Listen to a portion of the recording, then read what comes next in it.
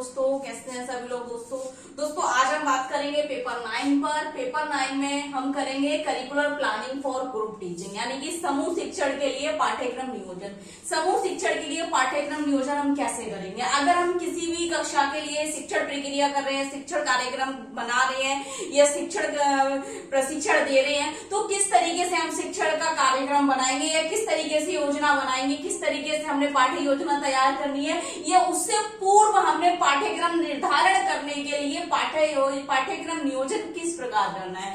तो आज का हमारा टॉपिक रहेगा समूह शिक्षण के लिए पाठ्यक्रम नियोजन। दोस्तों सबसे पहले समूह शिक्षण के बारे में सभी जानते हैं, हम लोग पढ़ रखा है हमने ग्रुप टीचिंग क्या है, लेकिन पाठ्यक्रम नियोजन क्या है। पाठ्यक्रम के प्रकार, पाठ्यक्रम का अर्थ, पाठ्यक्रम के सिद्धांत, चरण, प्रकार सब कुछ पढ़ा हमने, लेकिन पाठ्यक्रम नियोजन क्या है। दोस्तों नियोजन का मतलब है योजना, ठीक है। इस शब्द से आप ज्यादा वो ना हो कि नियोजन आ गया, प्लानिंग हमने योजना पढ़ा था, तो ऐसे ही पाठ्यक्रम योजना बनाना है। नियोजन क्या है, पाठ्यक्रम की योजना बनाना, ठीक है। जैसे पाठ्यक्रम नियोजन एक ऐसी प्रक्रिया है जिसमें पूरे पाठ्यक्रम में छात्र की सफलता के लिए आवश्यक सीखने के परिणामों, आकलन, सामग्री और शैक्षणिक आवश्यकताओं को पूरा किया जाता है, ठीक है।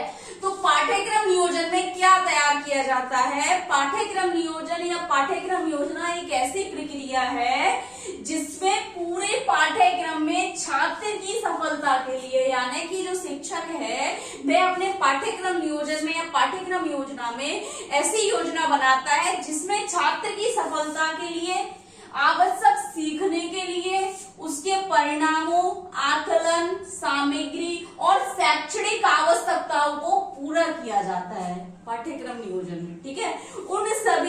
इन सभी चीजों की योजना पूर्व निर्धारित की जाती है। बहर की गई निर्धारित योजना पाठ्यक्रम नियोजन या पाठ्यक्रम योजना कहलाती है, ठीक है दोस्तों। पाठ्यक्रम योजना छात्रों के लिए उच्च गुणवत्ता वाले सीखने के अनुभवों को सुविधाजनक बनाने के लिए संकायों और विभागों को पाठ्यक्रम योजना सहायता प्रदान करता है। यानी कि पाठ्यक्रम योजना अगर हमारे पास पूर्व निर्धारित होगी तो उससे क्या होगा, छात्र को क्या होगा दोस्तों, उच्च गुणवत्ता वाले सीखने का अनुभव मिल पाएगा, सुविधाजनक हो पाएगा। किसके लिए, शिक्षकों के लिए। वहां जो कार्यकर्ता जो कार्य कर रहे हैं बच्चों के साथ, अगर शिक्षक हो गया, सहायक शिक्षक हो गया, ठीक है, वे सभी, या विशेष शिक्षक हो गया, उसमें विभाग में जितने भी व्यक्ति हैं उन सभी के लिए पाठ्यक्रम क्या है, सहायता प्रदान करता है पाठ्यक्रम योजना, ठीक है।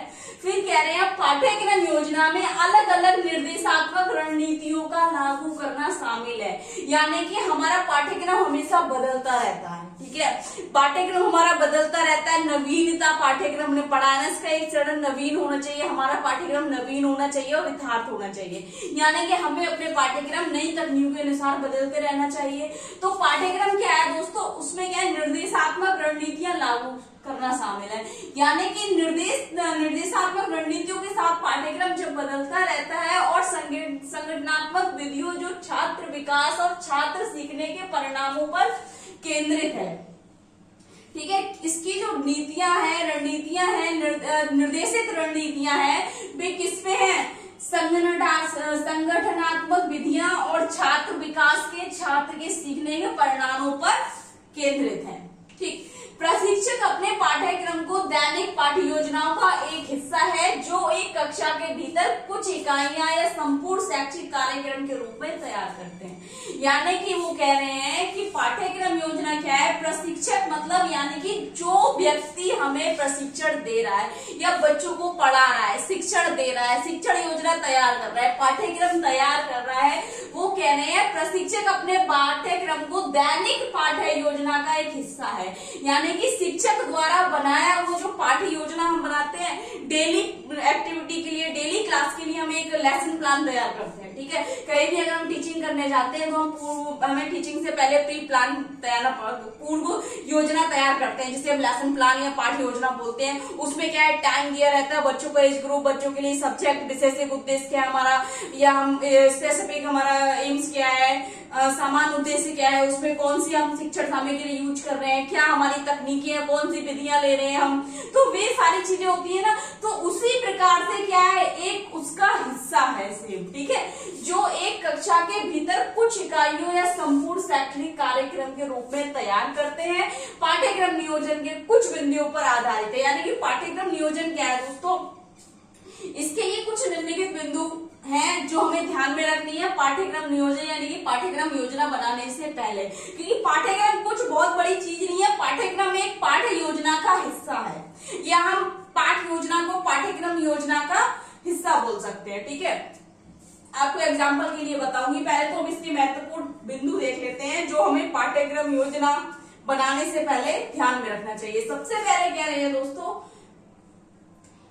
अपने लक्ष्यों और अपेक्षाओं को निर्धारित करें, यानी कि कोई शिक्षक है तो वह शिक्षक पहले तो अपने लक्ष्य निर्धारित कर ले कि उन्होंने बच्चे से क्या अपेक्षा रखनी है या क्या करना चाहते हैं, या बच्चों के लिए जो कार्य कराने हैं उसका क्या लक्ष्य है। तो क्या है, अपने लक्ष्यों और अपेक्षाओं को निर्धारित करें, पूर्व निर्धारित करें। दूसरा है, प्रत्येक माह छमाही वर्ष पर ध्यान करने के लिए सामग्री क्षेत्र चुनें, यानी कि कह रहे हैं जो हम बच्चों के साथ शिक्षण सामग्री, सहायक शिक्षण सामग्री, अधिगम शिक्षण सामग्री, जितनी शिक्षण सामग्री का उपयोग करते हैं, ठीक है दोस्तों, उसके लिए एक महीने के लिए, सेमेस्टर के लिए या एक ईयर के लिए, यानी कि मंथ, सेमेस्टर, ईयर वाइज ध्यान करने के लिए कितनी सामग्री का क्या है, और क्षेत्र चुनेंगे। क्षेत्र का मतलब है कि वे लाइब्रेरी या बुक्स हो गई, ठीक है, या इंटरनेट से करेंगे वो, या असाइनमेंट से करेंगे वो, ठीक है, या प्रोजेक्ट मेथड रहेगा। तो वे सारी चीजें चुने, पहले से ही निर्धारित होना चाहिए। सामग्री पर शोध करें और पाठ्य योजनाओं का उपयोग करें। सामग्री का शोध का मतलब है दोस्तों नई नई सामग्री को खोज करें, यानी कि अगर हम बात करें कि हमारे जो क्लास में समावेशी कक्षा जो है, जिसमें क्या है, कुछ हमारे सामान्य बच्चे हैं, कुछ विशेष आवश्यकता वाले बच्चे हैं। सामान्य बच्चे तो इजीली समझ जाएंगे, लेकिन जो विशेष आवश्यकता वाले बच्चे हैं उनको समझाने में समस्या होगी। तो हम क्या करेंगे, सामग्री का शोध करेंगे। शोध का मतलब है उसमें बदलाव करेंगे, किसी प्रकार का संशोधन करेंगे, परिवर्तित करेंगे, और क्या कर सकते हैं हम, अनुकूलित भी कर सकते हैं, और पाठ्य योजनाओं का प्रयोग करेंगे, यानी कि हम पूर्व निर्धारित योजना बनाकर ले जाएंगे शिक्षण प्रक्रिया के लिए। फिर कह रहे हैं प्रत्येक अवधारणा के लिए संशोधन की एक सूची बनाएं, यानी कि अगर एक अवधारणा किसी बच्चे को समझ नहीं आ रही है तो दूसरे तरीके से उसको संशोधन की एक सूची बनाए। अगर एक बच्चा है, स्पेशल नीड चिल्ड्रन है, एक सामान्य है, किसी चीज को जल्दी सीख जा रहा है, लेकिन उसी के द्वारा दूसरा बच्चा क्या है, उस चीज को जल्दी नहीं सीख पा रहा है, तो उसके लिए संशोधन करें, परिवर्तित करें या अनुकूलन करें, ताकि वह बच्चा क्या है, सीख सके। तो उसकी एक अलग से सूची बना के रखें। अगर एक हमारे पास एक तरीका है, एक विधि है जिससे नहीं सीख पा रहा है, तो दूसरा वैकल्पिक विधि होनी चाहिए, उसकी सूची बनाएं। ठीक है, फिर कह रहे हैं अपने छात्रों को जाने और पहचाने, यानी कि जाने और पहचानने की मतलब है कि कोई भी शिक्षक है और वह शिक्षण प्रक्रिया बना रहा है, पाठ्यक्रम तैयार कर रहा है, ठीक है, पाठ्यक्रम योजना बना रहा है, तो सबसे पहले अपने बच्चों को जाने। बच्चों को जानने का मतलब ये है उनका स्तर, उनकी आवश्यकता, उनकी क्षमता, और इससे भी ज्यादा महत्वपूर्ण है दोस्तों बच्चों की रुचि, उनके छात्रों की रुचि किस चीज में है, उसको ध्यान में रखकर अगर वो बनाएंगे पाठ्यक्रम तो एक अच्छा और बेहतर पाठ्यक्रम होगा। फिर कह रहे हैं कुछ पुनः प्रयोज्य गतिविधियों के साथ शुरुआत करें।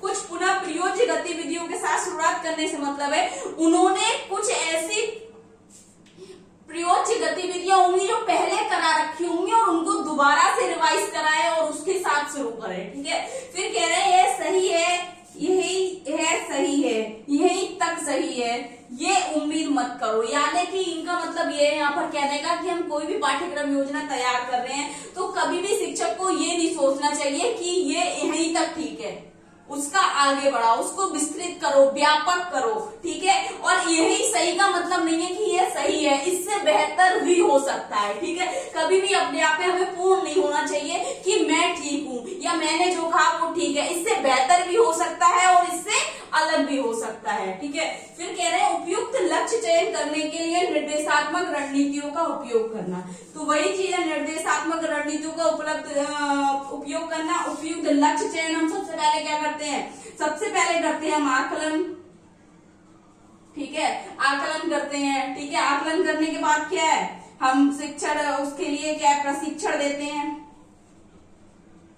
प्रशिक्षण दिया हमने, प्रशिक्षण के बाद क्या हमने जो भी हमने नीतियां मतलब हमारी जो विशेष विधियां हो गई, हमने कौन कौन सी विधि का प्रयोग करा, ठीक है, कौन कौन से हमने क्या क्या करा उसमें। जैसे अगर हम मान लेते हैं कि हमने क्रिया विश्लेषण हो गई, प्रॉम्प्ट का प्रयोग करा हमने उसमें, ठीक है, और हमारी शेपिंग हो गई, चेनिंग हो गई, फॉरवर्ड हो गई, ये सारी चीजें, शिक्षण सिद्धांत हो गए, मूल से अमूल, ज्ञात से अज्ञात, ये सारी चीजें हमने क्या करा, सबको प्रयोग करा। उसके बाद हमने मूल्यांकन किया, ठीक है। तो आकलन के बाद ही हमने क्या कर लेना है, देख लेना है कि बच्चा क्या कर पा रहा है, क्या नहीं कर पा रहा है।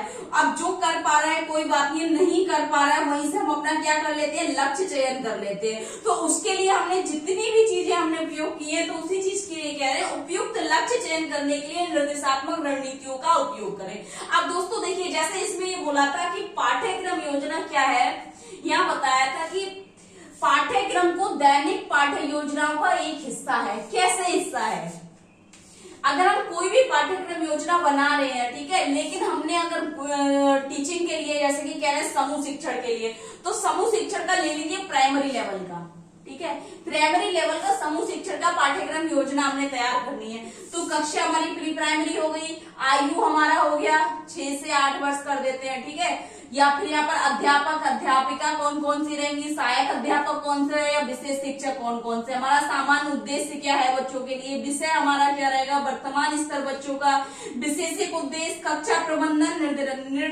निर्देशात्मक रणनीतियां। निर्देशात्मक रणनीतियां हमारे क्या आ जाएंगे इसमें, शिक्षण विधियां आ गई, ठीक है, शिक्षण सिद्धांत आ गए, ठीक है, शिक्षण विधियां, शिक्षण सिद्धांत, सारी चीजें आ जाएंगी इसमें, ठीक है दोस्तों। तो इन सभी चीजों का हमने उपयोग करना है। तो इस तरीके से हमने प्री प्राइमरी लेवल का एक मैंने आपको एक वो बना के दे दिया एग्जाम्पल। अगर आपसे मांग ले कि समूह शिक्षण के क्या है और उसको उदाहरण से ही समझाइए, तब आप इसको एक डिटेल में कर सकते हैं इस तरीके से, ठीक है। यहाँ पर अगर आप थोड़ा बड़ा करेंगे तो बच्चों का वर्तमान स्तर, एक छोटा सा एज ग्रुप आप लिख के दे सकते हैं। सामान्य उद्देश्य होगा, हम जो क्रिया कराएंगे, विषय किस विषय से हम लेंगे, विषय का मतलब है कौन सा विषय क्षेत्र रहेगा आपका, सामाजिक रहेगा, व्यवसायिक रहेगा या फिर शैक्षणिक रहेगा, उस विषय क्षेत्र से, ठीक है। वर्तमान स्तर क्या है बच्चे का, उद्देश्य आप जिस क्रिया को करा रहे हैं, कक्षा प्रबंधन आपका कैसा रहेगा, तो वे सारी चीजें आप एग्जाम्पल के तौर पे बता सकते हैं अगर एग्जाम में आपसे पूछा जाए। वैसे अगर ये आएगा तो आपका 10 नंबर में नहीं पूछा जाता है, मोस्टली आपको 5 नंबर में करना होगा, जो कि हमने 150 शब्दों में इसको विस्तृत करना है, ठीक है दोस्तों। अगर कुछ समझ नहीं आ रहा है, कुछ डाउट लग रहा है, कुछ क्लियर करना है, कुछ गलत लग रहा है, तो कमेंट बॉक्स में जाके कमेंट करें, ज्यादा से ज्यादा वीडियो लाइक करें, चैनल को सब्सक्राइब करें, बेल आइकन को प्रेस करें। Thank you so much.